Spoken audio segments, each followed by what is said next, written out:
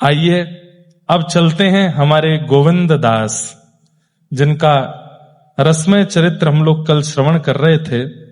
उनके पावन चरित्र में हम लोग प्रवेश करते हैं।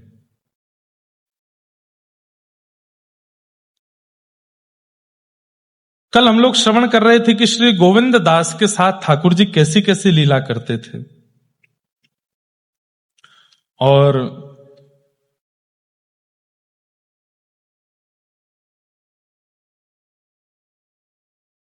इतना सख्य भाव ठाकुर जी गोविंद दास के प्रति मानते थे कि एक लीला मैं आपको बताऊं तो आप इस पर संशय या संकोच मत कीजिएगा। प्रेम में हदें पार कर दी जाती हैं, कभी कभी ठाकुर जी भी कर देते हैं। प्रेम अटूट हो चुका है, ये कब मानो, जब छेड़छाड़ शुरू हो जाए। उसको कभी नोच के भाग गए, कभी उस पर जल डाल के भाग गए, कभी उसको घेर के भाग गए, कभी उसको मतलब तंग करना भी एक प्रकार से प्रेम की एक चरम स्थिति है। हमारे ठाकुर जी श्री गोविंद दास के साथ में खूब खेलते हैं, खूब मधुर मधुर लीला करते हैं, कल हम लोग सुन रहे थे। लेकिन अब एक लीला ऐसी करी ठाकुर जी ने कि जिसको सुनकर के थोड़ी सी मन में आई कि ठाकुर जी, चलो मानव कर सकता है, पर ठाकुर जी कैसे कर रहे हैं। श्री प्रियादास जी वर्णन कर रहे हैं। बार बार पहले ही कह रहा हूं कि इस विषय पर बहुत संकोच मत करिएगा, और ये मत सोचना कि ऐसा कैसे। अरे परब्रह्म जब सख्य भाव में आते हैं तो पूरे पूरे सखा बनते हैं। और सख्य भाव में क्या कर रहे हैं ठाकुर जी, सुबह सुबह का समय है, ब्रह्म मुहूर्त में श्री गोविंद दास जी लोटा लेकर के डोल डाल गए हैं। डोल डाल जानते हैं, जानते हैं डोल डाल। अब सुबह सुबह कहां जाते हैं, लोटा लेके। दत्त धाम वाले तो सब स्नान करने जाते हैं पर कई जगह लोटा लेके कहीं और भी जाया जाता है, जंगल में, तब वॉशरूम तो होते नहीं थे तो श्री गोविंद दास जी गए हैं डोल डाल।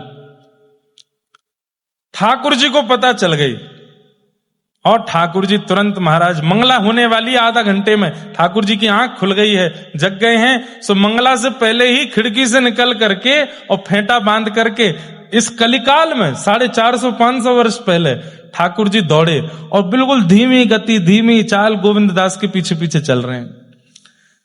अभी कछु ना कहूंगा, अभी कछु ना कहूंगा, जब बैठ जाऊंगा, बैठ जाएगा तब छेड़ूंगा आपको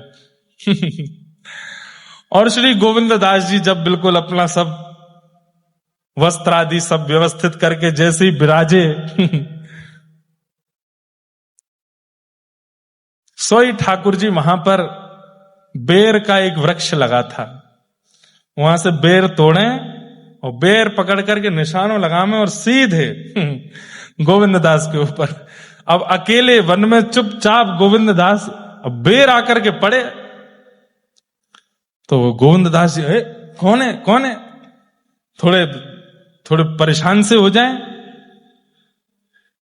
फिर थोड़ी देर बाद ठाकुर जी बेर लेके कहीं पीछे चले जाएं, फिर पीछे से प्रहार करें, कभी इधर से मारें कभी उधर से मारें। खूब देर हो गई, गोविंद दास जी बेचारे बड़े परेशान हो गए, स्थान बदलने लगे, यहां से वहां कूदने लगे, क्या करें। ठाकुर जी तो पीछा ही नहीं छोड़े। इतने में ही गोविंद दास ने देख ली, क्या पीतांबरी, अरे कन्हैया, ए लाला तू आयो का। सो ठाकुर जी मंद मंद मुस्काए रहे हैं। अब गोविंद दास मन में बड़े संकोच में भी आ रहे हैं कि मैं कैसी अवस्था में हूं, मैं इस वक्त बिल्कुल भी पवित्र अवस्था में नहीं हूं, और ये मेरे पास आ रहे हैं ठाकुर जी, अब क्या करूं। लेकिन ठाकुर जी ने जैसे ही गोविंद दास ने यह विचार किया कि मैं पवित्र अवस्था में नहीं हूं, ये मेरे पास आ रहे हैं, सो ठाकुर जी का मुंह बन गया। ठाकुर जी मतलब मैं तो को सखा मानू, तो ये बीच में परब्रह्म दृष्टि मेरे प्रति काई कुलारो है, सोच रहे हैं। तो गोविंद दास जी ने तुरंत बिल्कुल सख्य भाव में ही आ गए। गोविंद दास जी बोले, अच्छा लाला ना मानेगो ना तो मैं तो कुछ छू दूंगा। फिर आगे आगे ठाकुर जी भाग रहे हैं, पीछे पीछे गोविंद दास भाग रहे हैं। इतने में ही सामने से गोविंद दास जी की माता जी आ गई और उनको ठाकुर जी तो दिखे नहीं, गोविंद दास दिख रहे। अब वो अपना पल्लू करे, अरे राम राम राम राम, इतनी बड़ी उम्र में ये देखना क्या कर रहा है ये तो गोविंद दास जी बड़े बिल्कुल संकोच में आ गए। ठाकुर जी अंतर ध्यान है कि ठेंगा दिखा के भाग गए वहां से। ऐसी लीला ठाकुर जी किसी के संग कर सकते हैं? श्री गोविंद दास के साथ ये लीला कर रहे हैं। और गोविंद दास तो बोले आज तो मैं पानी पानी कर दियो, शर्म के मारे मेरी मैया के आगे ऐसी जो है नाटक किए ठाकुर जी ने, आज आपको बताऊंगा नहीं। और गोविंद दास मैया से जाके बोले मैया कोई से कहियो मत। बोले लेकिन मैं कहूंगी तो नहीं, पर ये है कहा रहे हो ये बताएगो? बोले मैया मैं बताऊंगा तो तू कुछ समझ में नहीं आवेगी, तू याद तो बढ़िया पूछा ही मत भयो का। गोविंद दास स्नान आदि करके शौच आदि निवृत्त होकर बिल्कुल शुद्ध पवित्र अवस्था में आकर के वस्त्र धारण करके सेवा करने जाते थे मंदिर में। रोज राग सेवा करनी है। देखिए बंधुओं, ठाकुर जी मंदिर से बाहर खेलने आते हैं गोविंद दास के साथ, लेकिन इसके बाद भी अष्ट सखाओं की एक विशेषता है, मंदिर में जाके सेवा करना नहीं छोड़ा। क्या कहते हैं? ठाकुर जी आप मेरे खेत में आते हो, मेरे घर पे आते हो, मेरे पास आते हो अपनी इच्छा से। कल को यदि मुझसे कोई अपराध हो गया तो आप आना बंद कर दोगे, लेकिन मंदिर में आप विराजमान हुए हो मेरी गुरुदेव की इच्छा से, आचार्य की इच्छा से, और चाहे जो हो जाए मेरे घर आना बंद कर दोगे, पर मंदिर से तो आप कहीं नहीं जाओगे ना, वहां तो आप सदा मिलोगे। आज यदि मेरी भक्ति कम हो जाए और आप मेरे पास आना बंद कर दो तो भी मुझे रोना नहीं पड़ेगा आपको ढूंढने के लिए। मुझे पता है कि आप मंदिर में बैठे हो, वहां से आप नहीं जाओगे। मुझे अपने भाव पर विश्वास नहीं है, मेरे भाव से तो आप दूर भी हो सकते हो, पर मेरे आचार्य के भाव से आप मंदिर में प्रतिष्ठित हो, वहां से कहीं नहीं जाओगे। इसलिए मैं उस स्थान जाना क्यों बंद करूं जहां मुझे सर्वदा आपका दर्शन होना है? मैं तो वहां जाऊंगा। ठाकुर जी संग खड़े तो भी वो मंदिर गए और मंदिर जाकर के ठाकुर जी का मधुर दर्शन किया। तो अष्ट सखाओं के प्रति एक विशेष बात यह है कि आपने प्रेम में आकर के ठाकुर जी की इतनी मधुर अंतरंग लीलाओं का अनुभव करके भी मंदिर जाना नहीं छोड़ा। मंदिर जाते हैं और मंदिर की जो सेवा है वो करते हैं। गोविंद दास नहा धो करके तैयार आदि होकर के आए, श्रृंगार चल रहा था श्रीनाथ जी का। गोविंद दास आकर के श्रृंगार का पद गाने लगे। अब पद वाली किताब तो वो ले गए बालक, उसमें पद लिखे, कोई बात नहीं आएंगे तो सुनाएंगे। पद गा रहे थे, ठाकुर जी का श्रृंगार चल रहा है। आहा, लेकिन गोविंद दास जी से तो ठाकुर जी बड़े सहज थे, तो उनको अनुमति थी कि वो पर्दे के अंदर बैठ करके ही पद गाते थे। तो पर्दे के अंदर बैठ करके पद गा रहे थे और ठाकुर जी के गोविंद दास जी संकोच में है। बहुत ध्यान से इधर देखो, ये लीला थोड़ी सी अनुभव करने की है। गोविंद दास जी सुबह की लीला से थोड़े सकुचाए हुए से हैं। आज ठाकुर जी ने ऐसी स्थिति में मुझको देख लिया और जाने क्या क्या करके गए। तो आके प्रणाम किया, तो एक बार जैसे ही नजर उठा के ठाकुर जी को देखा तो ठाकुर जी व्यंग में हंस रहे थे। हमने तो आज सब देखा। तो गोविंद दास जी इतने संकोच में और पद गाने लगे। गुसाई जी बोले क्या बात चल रही है दोनों में? कुछ नहीं जय जय, पद यूं कह रहे वो बारो पद सुनाओ। ठाकुर जी मौन होके खड़े हैं और गुसाई जी श्रृंगार कर रहे हैं, मुकुट धरा रहे हैं आदि। तो जैसे ही गुसाई जी श्रृंगार लेने जामे तो आसपास वहां मोती रखे थे श्रृंगार के। गोविंद दास नीचे नजर करके गा रहे हैं, देख ही नहीं रहे ठाकुर जी के, संकोच आ रहा है, शर्म लग रही है। तो ठाकुर जी मोती उठामे और जोर से मारे, और वहीं मार रहे हैं जहां सुबह वो बेर मारे थे। तो गोविंद दास जी को जैसे ठाकुर जी बोले हमारी तरफ देख के गाओ।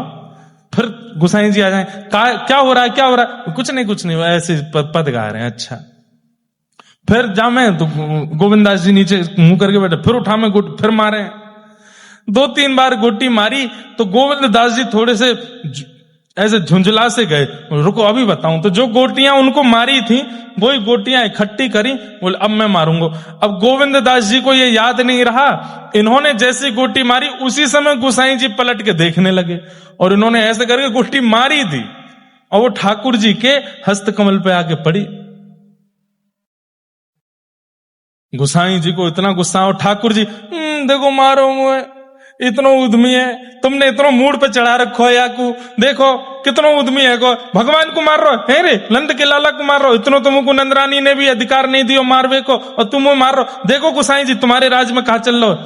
गोसाई जी कहे, गोविंद दास तू तो बहुत बेकार आदमी है, ठाकुर जी पे तू श्रम करावे, गोटी मारे ठाकुर जी। बोले 100 झूठे मरे होंगे तब ये लाला भयो तुम्हारो। बोले इतनो उद्यमी है या कि उधमन को कहा बताऊं मैं। तो गोविंद दास जी बोले तुम्हारो ये छोरा इतनो बिगड़ गयो है, इतनो झूठ बोले, या तो कछुना कहेंगे हमें समझा रहे हैं, इतनो उधम मचावे। सो गोविंद दास जी बोले आप बता दो। गुसाई जी बोले कहा उधम क्यों लाला ने, बताओ। ठाकुर जी बोले सुबह बारो बता, सुबह बारो। तो गोविंद दास बोले नहीं जय जय, वो छोड़ो, उधम की तो कोई बात नहीं है, लेकिन बस कृपा है, लाला ऐसे रीझे रहे हमसे, इनकी ये कृपा हम पर बनी रहे। गोविंद दास कह रहे हैं मैं जब जब चलता हूं तो मेरे आगे आगे ठाकुर जी चलते हैं। तो बोले दिखते तो है नहीं, बोले आगे पहुंच जाते हैं और पहुंच करके किसी झकोरे से झांक करके मुझको देखते हैं।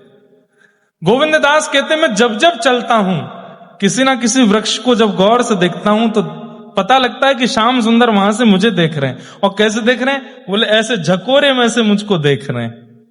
मैं अपने प्रेम का क्या वर्णन करूं हे संसार वासियों, मैं कैसे बताऊं कि मुझे कितना प्रेम देते हैं ठाकुर जी। एक पद है श्री गोविंद दास जी का कि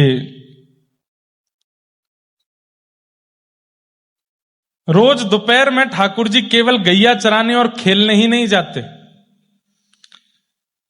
गैया चराने जाते हैं, खेलने जाते हैं। ये अनुभव तो गोविंद दास को कई बार करा दिए थे, लेकिन आज गोविंद दास को एक अलग अनुभव कराना था। क्या? दोपहर के समय ठाकुर जी श्री किशोरी जी के साथ रास करने भी मिलने भी जाते हैं श्री जी से। तो अब जब धीरे धीरे धीरे गोविंद दास को कई लीलाओं का अनुभव हो गया, तो ठाकुर जी के मन में आई कि अब या कुछ न जानो, तो चलो खिरक में चलो, मां खेलेंगे, ना माऊ ना जानो। तो पर्वत पे ऊपर चलो, मां पे थोड़ी बंसी बजाइयो, मैंने कछु गाऊंगो, ना माऊ नहीं जानो, कहां जानो। सो ठाकुर जी ऐसे ऐसे उठा करके नजर देखें, ऐसे देखें, कौन की प्रतीक्षा कर रहे हो, तू ना जाने, आन दे अभी, जय जय मुझको बताओ तो सही। बोले तो को बताऊंगा तो तू कहा कर लेगो। बोले शायद मैं कछु सेवा कर दूं आपकी। बोले वृषभानु नंदिनी राधा रानी आज मिलवे वारी है, प्रतीक्षा कर रहा हूं, समय तो यही दियो, अभी तक आई नहीं है। ठाकुर जी की वो अदा देख करके ऐसे ढूंढ रहे हैं कहां हैं, और इतने व्याकुल। बोले दुनिया को इनके लिए व्याकुल होते देखा, लेकिन आज ये किसी के लिए व्याकुल हो रहे हैं। इनकी स्थिति देख करके गोविंद दास जी वहीं बैठे बैठे गाने लगे। जैसे ठाकुर जी जिस प्रकार से प्रतीक्षा कर रहे हैं, और जब किशोरी जी नहीं दिखती हैं, अचानक से अरे गोविंद लगे श्री जी आ गई दिखे, तुरंत ऐसे देखते हैं, और फिर देखा कि नहीं श्री जी नहीं है, तो उदास हो जाते हैं। आज ठाकुर जी को उदास देख नहीं पा रहे हैं गोविंद दास। मुखमंडल पर जो उदासी छाई है ठाकुर जी की, वह देख करके गोविंद दास गिरिराज जी पे ठाकुर जी के बगल में बैठ करके गाने लगे। रच पेच सजे हैं, मतलब यहां पर गोविंद दास कह रहे अरे श्यामाजू कहां रह गए आप, नहीं जल्दी करो, जल्दी आओ लाला, हमारो व्याकुल है रो है, आज आपके कारण तो श्रृंगार करके आयो है। और गोविंद दास जी के चरित्र में आता है इनको पाग बांधना बहुत अच्छा आता था, तो ठाकुर जी इनसे पाग बंधवाते थे, जबकि गोविंद दास जी को गर्भगृह में जाने की अनुमति नहीं थी। तो एक बार की बात की गोविंद दास जी पद गा रहे थे, सो ठाकुर जी की श्रृंगार हो चुका था, राजभोग चल रहा था, तो पाग का भाग खुल के ऐसे नीचे आ रहा था। तो गोविंद दास जी ने बिना पुजारी जी से अनुमति लिए भीतर गए और पाग संभालने लगे। तो पुजारियों ने आके बड़ा गुस्सा किया, बोले कि भाई सुन, तेरी वैसी चर्चा चले कि तू बाहर ठाकुर जी के संग खेले तो बाहर ही खेला कर, मंदिर मत आए कर अंदर। आप पाग संभाल के गए। तो गुसाई जी को जब ये बात पता चली, तो गुसाई जी ने सबसे कह दी नहीं कि भाई गोविंद को अधिकार है केवल इसके लिए कि वो ठाकुर जी की पाग बांध सकता है, और गोविंद दास जी जाके ठाकुर जी की पाग बांध देते थे। आज ठाकुर जी ने बिना बताया नहीं था गोविंद दास जी को कि श्री जी से मिलना हो, बोले आज अच्छी वाली पाग बांध दे, तो पाग बांध के उसमें सुंदर लटकन लगाई है, लटकन बाल बाल गले से ऐसे छुभ रही है, ऐसे झूल रही है। यहाँ पर सुंदर उस पर सिरपेच है, सुंदर उस पर मोर मुकुट मोर पिछ धारण किया है, बढ़िया सुंदर ऐसी अद्भुत रंग बिरंगी सतरंगी पाग पहनी है ठाकुर जी ने।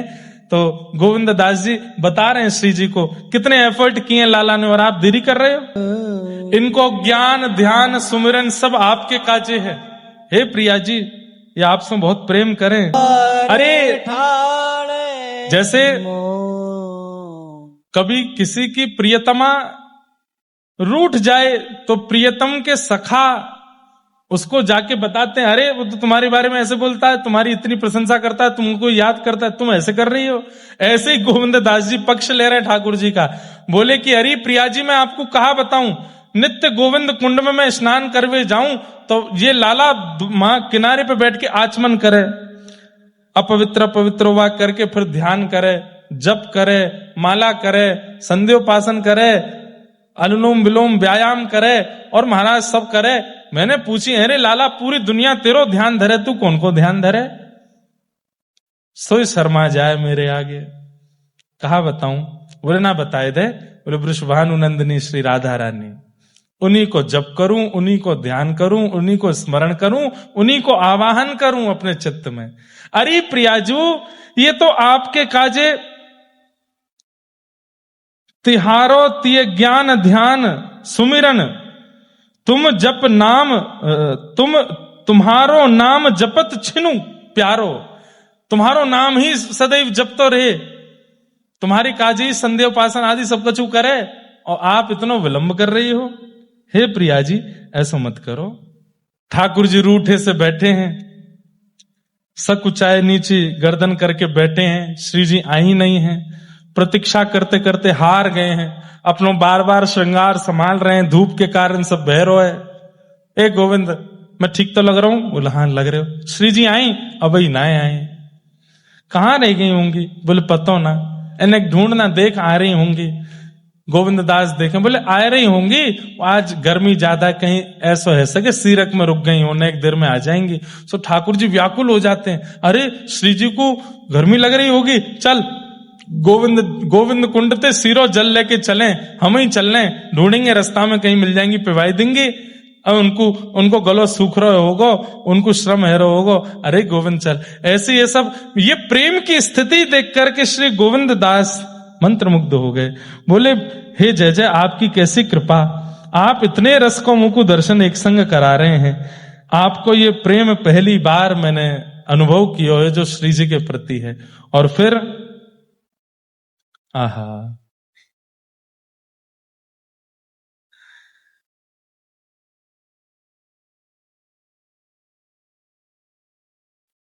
इतने में ही श्री किशोरी जी आती हुई दिख गए और जैसे ही किशोरी जी पधारी हैं, गोविंद दास ने जाकर के खबर दी है, जय जय कोई आ तो रहो है। बोले बताइयो कैसा रूप लावण्य है? बोले अद्भुत है, ऐसा वो बिल्कुल गोरो तन है, नीली चुनरी पहन रखी है, कमल जैसे नेत्र हैं, आदि आदि सबको वर्णन कियो। ठाकुर जी तो मंत्रमुग्ध है गए हैं और बड़े प्रसन्नता में भर गए हैं। तभी श्री किशोरी जी गोवर्धन पर्वत के ऊपर पहुंची हैं और गोविंद दास श्री प्रिया प्रियतम के मधुर मिलन को दर्शन करके वारी वारी जा रहे हो, बार बार बस ऐसे ही देखत रहूं तुम्हें जन्म सफल कर मानूं। एक दूसरे को अंक में भर के श्री प्रिया प्रियतम मधुर दर्शन अपनों करा रहे हैं गोविंद दास को। गोविंद दास न्योछावर है रहे। तभी श्री जी की आज्ञा, भाई बड़ी जोर की गर्मी है रही है, अरे कछु ऐसा करो कि सुंदर झूला कहीं कोई सीरक के वृक्ष के नीचे लगे और हम दोनों झूला झूलवे के काज चलें। गोविंद दास जी ने जाकर के सुंदर झूला लगाया है और यहां अब प्रिया प्रियतम दोनों झूला झूल रहे हैं और श्री गोविंद दास जी उनको झुला रहे हैं। अब पूरे दिन लीला हुई, संध्या के समय झूला पर दोनों प्रिया प्रियतम बैठे हैं। श्री प्रिया जी ने गोविंद दास से पूछी है, अरे गोविंद, आज तेने पहली बार या निकुंज को अनुभव कियो, तो को कैसा लगो? तू और रस के पद गईयो, बोले हाँ हाँ श्यामाजू जरूर गाऊंगो। तो को कैसो लगो? अरे जब कछु भाव प्रिय लगे तो कछु भेंट दई जाए, कछु भेंट दे दे। गोविंद दास ठाकुर जी की ओर देख के बोले, जय जय आप मेरे कौन हो? ठाकुर जी बोले, मैं तेरो सखा हूं।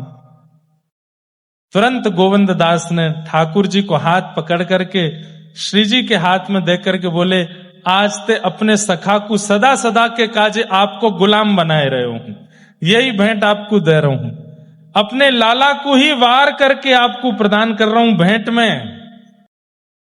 ऐसी मधुर लीला करके ठाकुर जी ने आज निकुंज का दर्शन करा करके प्रिया जी के साथ उनको आनंदित किया। आपका भी एक बार तानसेन जी के साथ में मिलन हुआ था। तानसेन एक बार फिर गोसाई जी ने बुलाए, तानसेन आए, आकर के गिरिराज जी की मधुर सेवा कर रहे थे। आज गायन जब किया तो तानसेन जी को उस जमाने में 500 वर्ष पहले सोने की एक फूटी कौड़ी, एक मतलब सोने का सिक्का, उसको टूटे हुए का आधा कटा हुआ सा कौड़ी के समान, और उसको सुंदर मलमल के वस्त्र में, मखमली वस्त्र में लपेट के दिया। तानसेन जी ने कहा, भगवान आपने सोने का ये एक फूटा सा एक अंग दिया है और उसको ऐसे सुंदर वस्त्र में लपेट के दिया कि लगे भीतर तो बहुत बहुमूल वस्तु होगी, पर भीतर तो फूटा फूटा कौड़ी जैसा सोना है। तब गोसाई जी ने कहा कि आपका जो संगीत है ना, आपका जो गायन है वो ऐसा ही है, बाहर से तो सुंदर है, जैसे मखमली वस्त्र है, मलमल का वस्त्र है, लेकिन भीतर से कौड़ी के समान है, उसकी कोई योग्यता नहीं है, क्योंकि उसमें मनोरंजन का भाव ज्यादा है, हरिरंजन का कम है। हरिरंजन का भाव कैसा होना चाहिए? गोविंददास पद सुनाओ। तो गोविंददास जी ने पद गा करके सुनाया और श्री तानसेन जी के मन को आनंद हुआ। एक लीला और हुई। एक कान्हा नाम का एक व्यक्ति रहता था गिरिराज जी में, झाड़ू लगाता था गिरिराज जी की तलेटी में। उसकी बड़ी इच्छा थी कि मैं गिरिराज जी का कभी दर्शन करूं, लेकिन झाड़ू लगाने वाला है इसलिए उसको कोई ऊपर मंदिर में जाने नहीं देता था। लेकिन उसकी बड़ी निष्ठा थी गिरिराज जी के मधुर दर्शन में।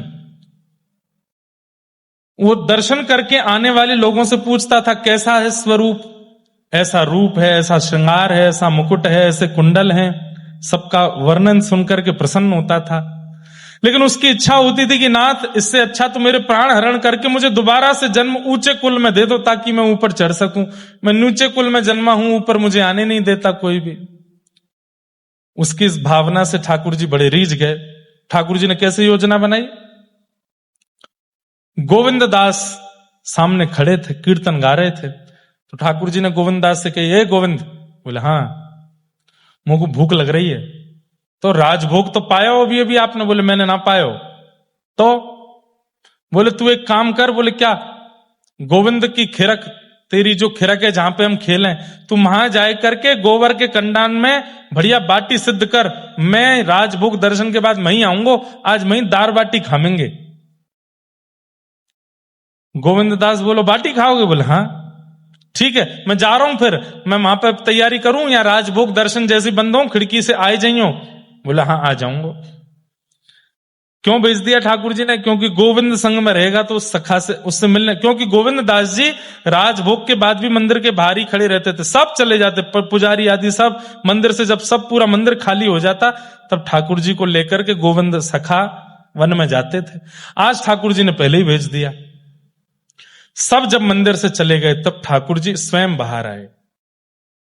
नीचे वो कान्हा जो झाड़ू लगाता था वो बैठा था गिरिराज पर्वत के नीचे। ठाकुर जी को उसको दर्शन देना था। आप गिरिराज पर्वत के ऊपर घूमते घूमते घूमते, और जैसे कांटा लगने पर कोई व्यक्ति जोर से चिल्लाता है, ऐसे ठाकुर जी चिल्लाए, अरे मैया जे मेरे पाम को का है गयो, अरे बहुत बड़ो कांटो घुस गयो है, अरे कोई आओ या कांटे को निकारो। गोविंद के कानों में जैसे ये स्वर पड़े, कुछ अद्भुत था इन स्वरों में। वो कान्हा के नेत्र खुले। उसने कहा ये कौन चिल्ला रहा, किसको कांटा लग गया? और जैसे ही उसने नजर उठा करके देखा, कान्हा ने जैसे ही देखा है, आहा, ये झांकी देख करके उसके नेत्र पलक झपकना भूल गए। बंधुओं, ठाकुर जी मिलेंगे तो कुछ गतिविधियां आपको अनुभव होंगी। उसमें सबसे पहली गति यही है, नेत्र झपकना भूल जाएंगे, श्वास निकलना भूल जाएगी। एक प्रकार से प्राण जा सकते हैं अगर ठाकुर जी सन्मुख आ गए तो। श्वास लेना भूल जाएंगे, शब्द भूल जाओगे, बोलूं क्या, अरे भाषा भूल जाओगे कि मुझे हिंदी आती है, मराठी आती, तेलुगु आती, तमिल आती, इंग्लिश, कौन सी भाषा आती है मुझको, भूल जाओगे, सब विस्मृत हो जाएगा, तन की सुध नहीं रहेगी। जाहे लगन लगी घन श्याम के, धरत है कहीं पग पड़त है कितहूं, पैर रखोगे कहीं, जाएगा कहीं, रही ना काहू काम की, किसी काम के नहीं रह पाओगे। जाहे लगन लगी घन श्याम के। कान्हा ऐसे देखता रह गया एकटक। ठाकुर जी ऊपर से बोले, अरे ऐसे देख तो रहेगो, ऊपर आ, मेरे पाम में कांटो लग गयो है। तो होश आया कान, अरे मैं ऊपर कैसे आऊं, मैं तो कान्हा हूं, मैं झाड़ू लगाऊं, मेरा अधिकार नहीं है गिरिराज जी पे ऊपर चढ़वे को। अरे बाद में देखी जाएगी अधिकार की बात, तू जल्दी ऊपर आ, मेरे कांटो लग गया हो पाम में।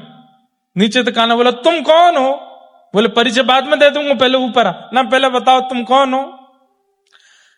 अरे मैं नंद जी को छोरा, यशोदा जी को लाला हूं मैं, जो मंदिर में अंदर दर्शन दे वही वारे। बोले हाँ वही हूं। अब तो कान्हा के रोम रोम, और इधर उधर देखे, कोई देख तो नहीं लेगा, वो कोई ना देख रहा तो ऊपर आ, जल्दी कांटो निकाल, देख मुंह को बड़ी पीड़ा है रही। कान्हा ऊपर चढ़ गया। आहा, कभी सोचा नहीं था उसने कि ठाकुर जी इतना अनुग्रह करेंगे। आहा, कान्हा जाकर के सामने बैठ गया, हाथ पांव सब कांप रहे हैं, कुछ कर नहीं पा रहा है। ठाकुर जी ने कही, ले जल्दी मेरे चरण रख अपनी गोद, सीधे चरण पधरा दिए उसकी गोद में। आकाश में इंद्रादि देवता प्रकट हो गए, बोले जय जय, हम पे तो इतनी कृपा कभी नहीं करी, लक्ष्मी को भी चरण आप छूने नहीं देते, ये कान्हा की गोद में सीधे चरण पधरा दिए। प्रेम की अवस्था देखते हैं बंधुओं, प्रेम कितना कमाया आपने, प्रेम कितना है आपके पास, उसके आधार पर ठाकुर जी अपनी कृपा का चयन करते हैं। चरण दे दिए उसकी गोद में, बोले जल्दी कांटो निकाल। अब वो पकड़ तो चरण रहा है, देख मुखमंडल रहा है, ठाकुर जी बोले नीचे देख, नीचे देख, जल्दी देख, मामा कांटो लगो है। देखी तो कांटा मिला, अब उंगली से निकाले सो ठाकुर जी चिल्ला में, बोले उंगली ते ना निकरेगो। बोले तो कैसे निकरेगो? बोले अपनो मुंह ले जा और अपने दांत ते निकाल। अब कैसी छवि है, ठाकुर जी एक गिरिराज जी की शिला पर बैठे हैं और नीचे कान्हा बैठा है, और एक पैर ठाकुर जी ने उसकी गोद में रखा है, दूसरा पैर उठा करके वो अपने मुख से उसमें से कांटा निकाल रहा है, नीचे तलवे में से, और नेत्रों से अविरल अश्रुधार गिर रही है, और ठाकुर जी प्रेम भर करके उसकी ओर देख रहे हैं। बोले सुन, अब मेरे पाम को कांटो निकल गो। बोले हाँ, अब चल मुंह को अपने कंधा पे बैठा ले। यहां ठाकुर जी दोनों चरण लटका के बैठ गए, उसका सिर पकड़ लिया। बोले चल, बोले कहा, बोले बाटी खवा के लाऊं तो को, आज गोविंद दास ने बाटी बनाई है। लेकर के ठाकुर जी जा रहे हैं। कान्हा बोलो गोविंद दास के सामने मत ले जाइयो। क्यों? बोले सबसे ज्यादा तो वही हल्ला करें, जब जब मैं गिरिराज जी पे चढ़वे को प्रयास करूं तो गोविंद ऊपर मत चढ़ियो, झाड़ू लगावे, तू ना जा सके ऊपर, आचार विचार को ध्यान रखे कर। ठाकुर जी अच्छा, या गोविंदा को तो मैं बताऊंगा, सुन तू एक काम कर, यहीं पेड़ के पास रुक, मैं जाऊं। ठाकुर जी गए, गोविंद दास ने बढ़िया बाटी बना रखी थी, ठाकुर जी प्रेम से बाटी पाने लगे। लेकिन स्थिति क्या, अब बाटी बन के जैसी परोसते हैं, परोस करके गोविंद दास दूसरी बाटियां सिद्ध कर, इतने में ठाकुर जी, अरे बाटी पूरी है कि जल्दी दे। गोविंद दास बोले बाटी खावे में समय लगे, गरम गरम बाटी फोड़ो, घी डालो, फिर में अंदर दाल डालो, फिर मिला के पाओ, समय लगे, इतनी जल्दी कैसे पा रहे हो आप? ठाकुर जी बोले भूख लग रही है, हमारे में गप गप पा रहा हूं, जल्दी दे। खूब सारी बाटी। गोविंद दास जी बोले पेट है, कुआ है, समुद्र है, कहां जा रही है इतनी बाटी? ठाकुर जी बोले ऐसे कहो तो मैं कल तक खावे नहीं आऊंगा तेरे पास। अरे ना जय जय, खाओ। लेकिन जैसे ठाकुर जी थाड़े भये, सो पीतांबरी ऐसी फैल गई ठाकुर जी की। क्यों? सब जेब में भर ली बाटी खूब सारी। अब जेब में भरी तो वो ऐसी फूल गई दोनों तरफ से। गोविंद दास बोले जय जय, भोजन करके पेट न करना चाहिए, आपकी तो कमर न करी आई है। ये कैसो भोजन किया आपने, है कमर न करी आई दोनों तरफ से।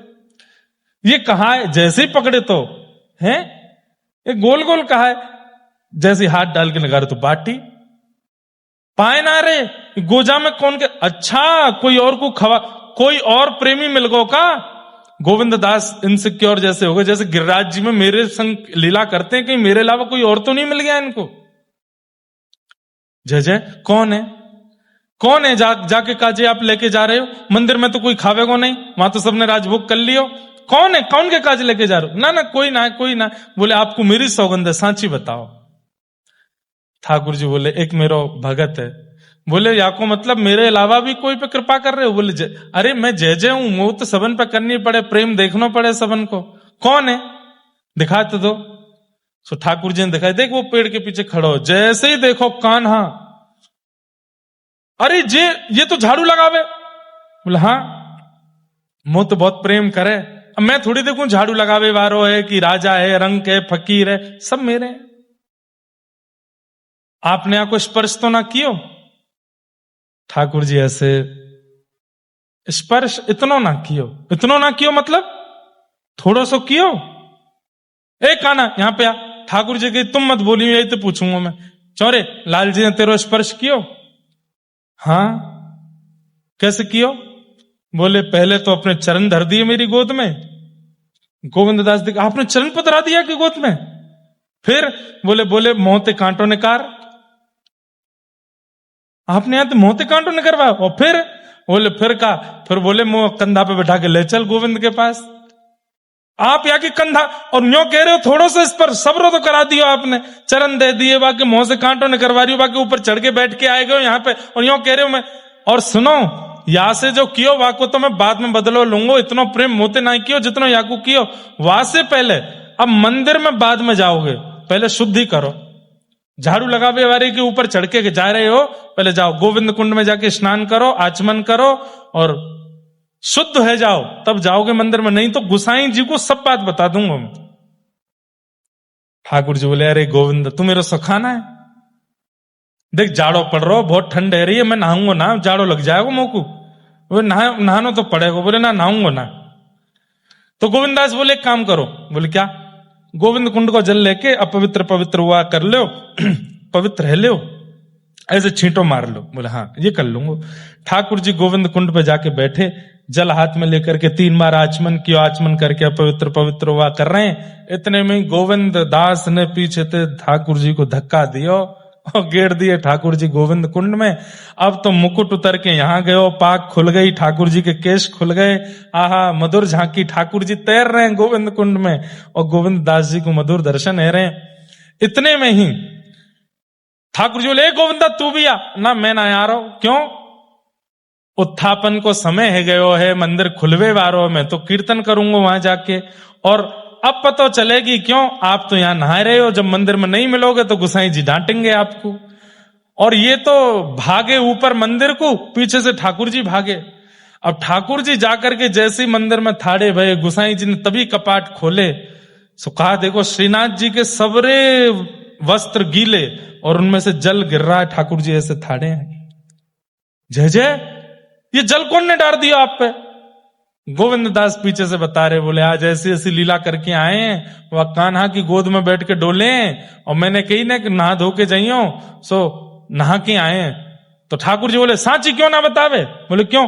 नहा के ना आया हूं, याने धक्का दे दियो मुंह को गोविंद कुंड में, मैं तो आचमन कर रहे हो वहां पे, मैं तो प्रोक्षण कर रहा हूं, जाने मुंह को धक्का दियो, याने गीलो कियो, गुसाई जी बहुत बिगड़ गयो है। गोसाई जी बोले भैया तुम दोनों की नोक झोंक ऐसी चलती रहे, ठाकुर जी ऐसी आप कृपा बनाए रखो, या गोविंद की आप सो आपकी गोविंद सो ऐसी नोक झोंक चलती रहे और मैं बीच में सुख लेता रहूं। ऐसी ठाकुर जी की मधुर लीला श्री गोविंद दास के साथ करते थे। इस प्रकार एक दिन गोविंद दास जी शाम ढाक पर बैठे थे और ठाकुर जी ने आज्ञा करी, गोविंदा अब लीला पूरी है गई, अब तेने खूब रस गा दियो, खूब मधुर मधुर भाव या जगत को दे दिए और तेने मुंह को बड़ो सुख दियो। अब आगे बहुत भयानक समय आ रहा है, हमारो तेरो प्रेम ये संसार के लोग पचा नहीं पाएंगे, अब तो आजा। और ठाकुर जी ने गोविंद दास को आज्ञा करके और अपने सुंदर निकुंज में प्रवेश करायो है। बोलो भक्त वत्सल भगवान की जय। ऐसे ठाकुर जी की मधुर लीला गावे वाले श्री गोविंद दास, उनको हम बारंबार प्रणाम करते हैं और बारंबार उनको वंदन करते हैं। ऐसे गिरधर लाल जी के पावन भक्तों के हम लोग श्रृंखला सुन रहे हैं। गोविंद दास जी का चरित्र पूर्ण हुआ।